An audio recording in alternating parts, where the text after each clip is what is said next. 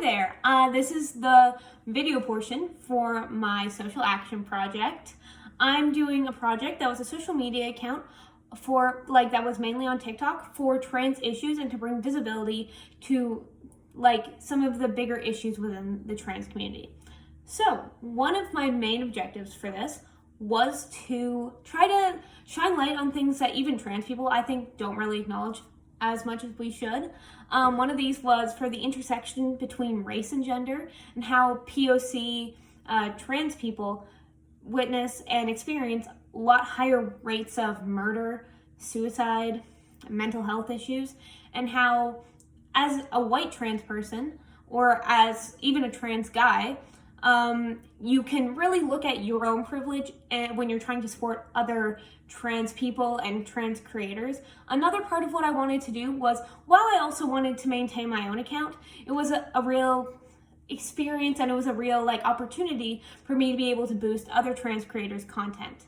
So that was the objective overall. I wanted to see how much visibility I could get even from a small account starting from nothing, really. I didn't ask anyone I knew or anything to follow it. It was mostly just people who saw it, which TikTok is a really good avenue for that because especially beginning creators get boosted a lot, and your videos, they're not just seen by people who follow you, you can get put on the For You page. So I thought that was a really good opportunity for people who just didn't know enough about the topic, or people who hadn't been following, or people who hadn't even looked at this type of topic, to get educated on trans issues.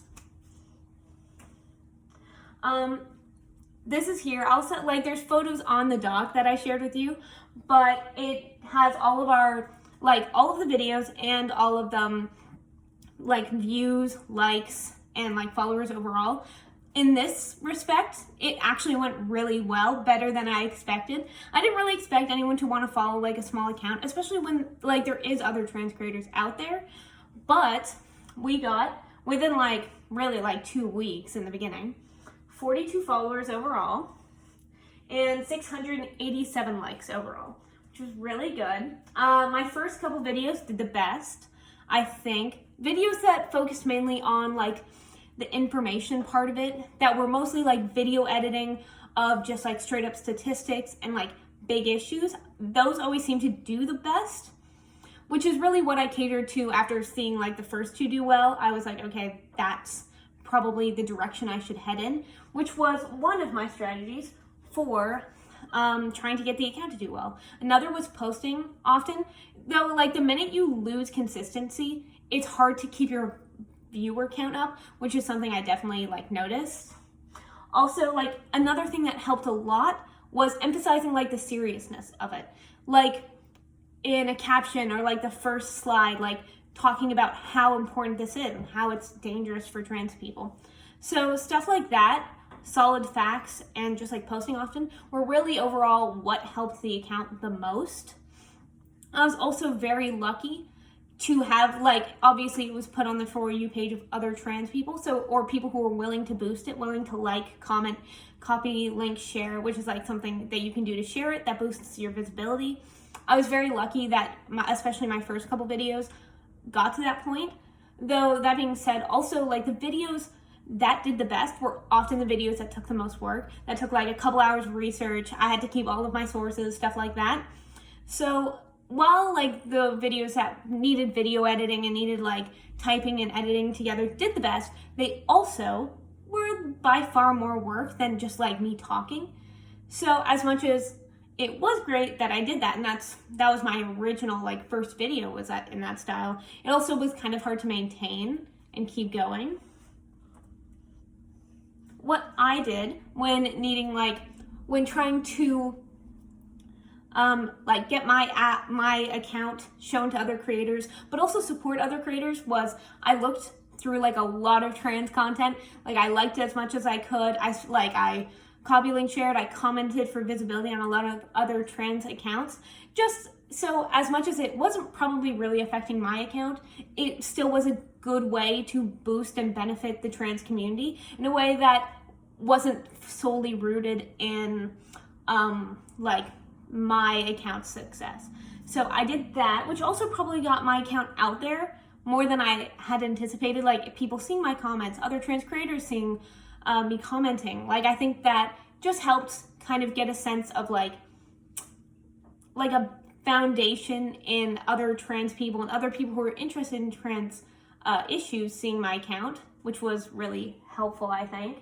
Another thing that I wanted to make sure I could do was look at like trans issues from a perspective that wasn't mine, because I'll be the first to say, as a trans person, I experienced the least oppression out of any other like trans person.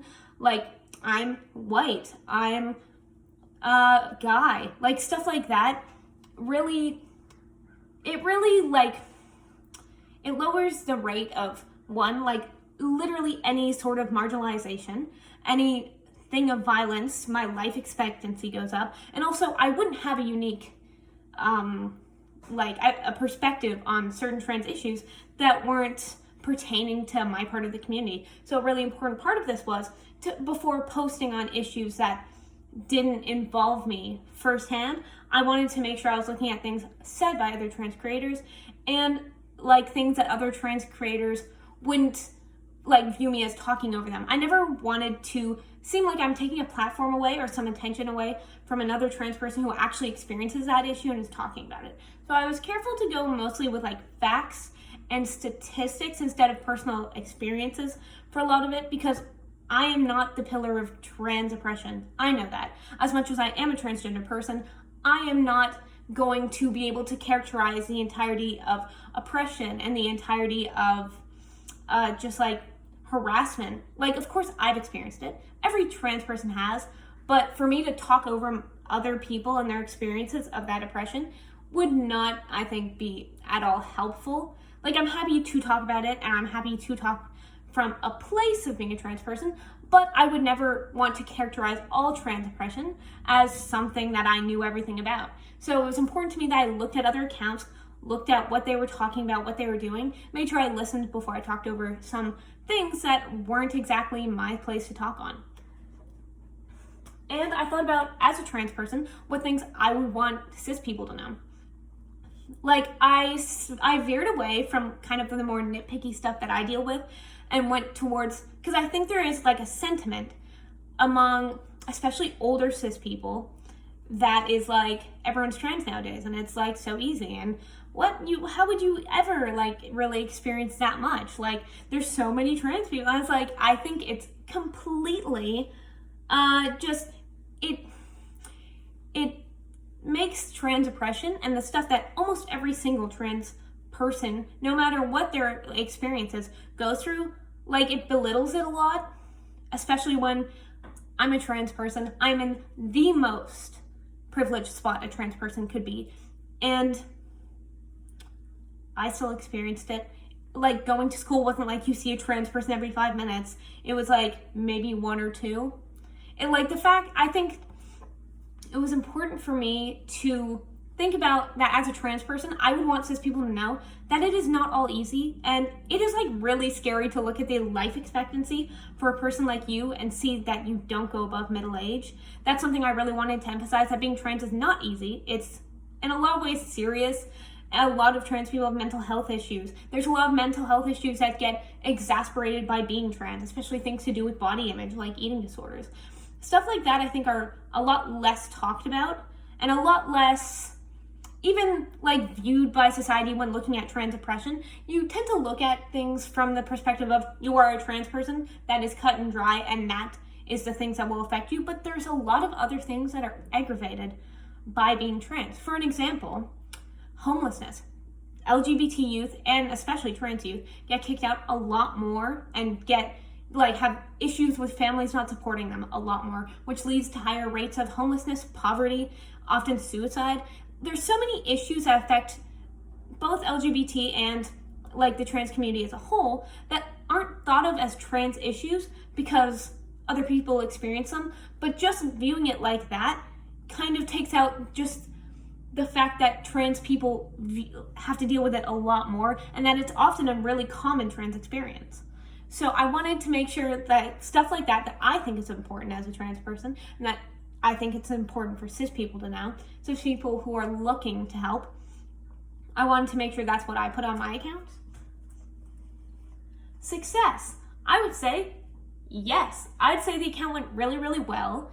I was surprised I got even that amount of followers, people willing to boost my content.